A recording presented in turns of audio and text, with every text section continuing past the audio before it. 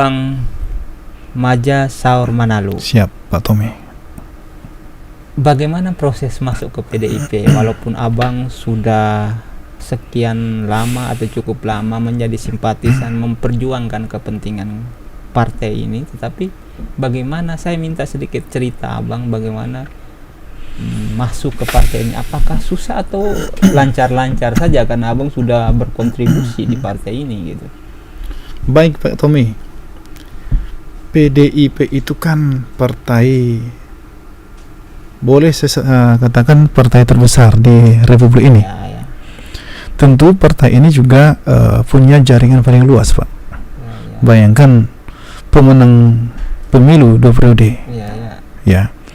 Jadi kalau tidak partai besar, kalau tidak punya jaringan yang luas, Ya. tidak mungkin menjadi partai pemenang pemilu, Pak. Ya.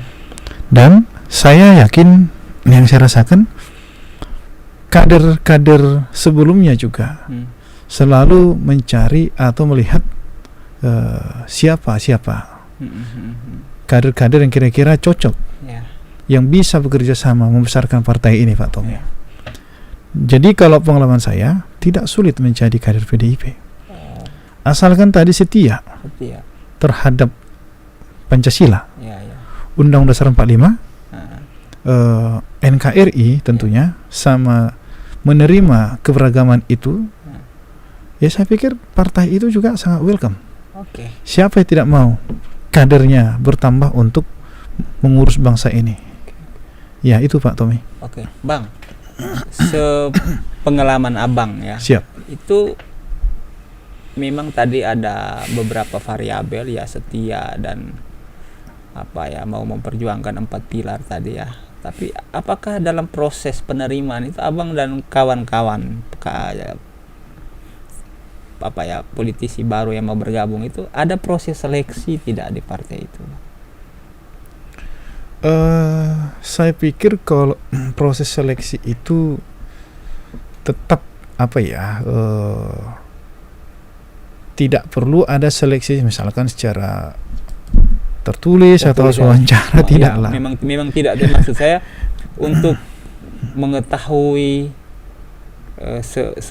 sejauh mana kejujuran atau ketulusan dari kader yang bersangkutan untuk setia dan akhirnya memperjuangkan 4 pilar itu apa yang dilakukan? Ya, yang pertama, sebagai kader yang bergabung dengan partai politik atau secara dalam hal ini PDI Perjuangan, tentu kita lihat dengan setiap kegiatan partai.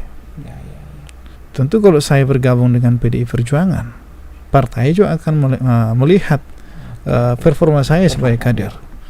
Misalkan di pendidikan politik, ya di dalam kegiatan-kegiatan partai, ya kita juga di situ hadir. Ya, ya. Dan apapun yang istilahnya yang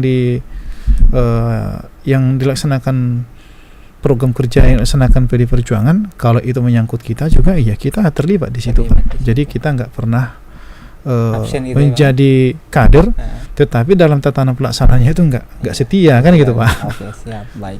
Bang, ketika Abang bergabung 3 tahun lalu, Abang punya target bahwa 2024 ini harus menjadi caleg, atau seperti apa dalam proses perjalanan partai yang menunjuk itu atau meminta Abang, atau Abang sudah punya tekad dari awal ketika aktif bergabung di partai ini 3 tahun lalu punya target untuk 2024?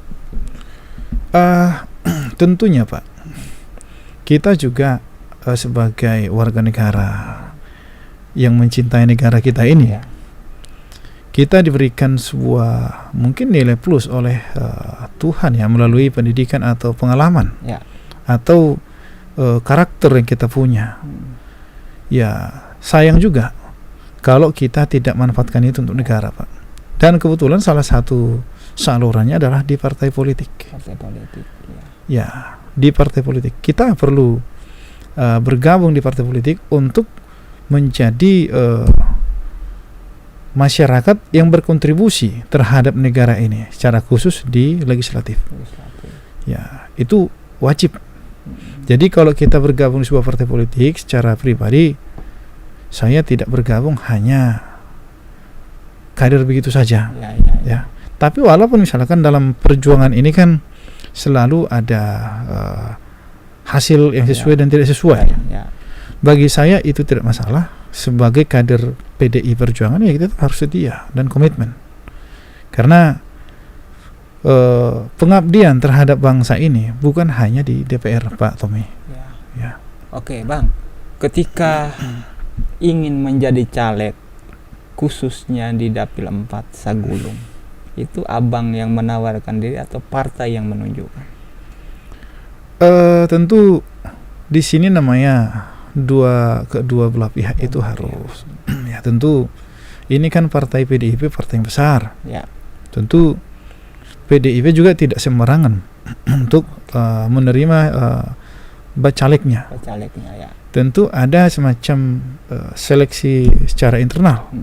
Ya, saya sampaikan memang saya mau bergabung di PD Perjuangan, ikut dalam proses atau pemilihan legislatif nanti Dapil 4. Di sana itu banyak yang bagus-bagus, ya. Jadi tentunya kalau dikatakan banyak bagus-bagus dalam banyak hal ya. Jadi kita masuk juga dari partai ini bukan hal yang mudah untuk memenangkan pertarungan nanti. Tapi ya kita harus membesarkan partai. Banyak yang bagus-bagus ini apakah di internal PDIP saja atau dari partai-partai politik yang lain, Bang? Yang jelas setiap orang yang mau terjun di dunia politik dan mau mengabdikan dirinya untuk mengurus bangsa ini dan kota ini, tentu itu orang yang bagus-bagus, Pak Tommy. Tidak mungkin mau orang yang tidak bagus terjun mengabdi kepada kota ini atau bangsa ini. Dan tentu PDIP itu kan partai besar. Partai sudah punya pengalaman yang luar biasa, sudah berapa kali menjadi pemenang pemilu. Pasti kader-kadernya juga the best. Jadi saya nih dari PDI Perjuangan sementara ini nomor 4 dari partai yang daftarkan ke KPU. Nomor 4 ya, Bang. Tapi secara pribadi tidak usah khawatir memilih nomor 1 sampai nomor 9. Iya. Toh untuk partai juga kan? Toh untuk partai dan juga kader-kader terbaik. Nah, jadi di sini saya Maja Saur Manalu tidak melihat harus saya menjadi pemenangnya.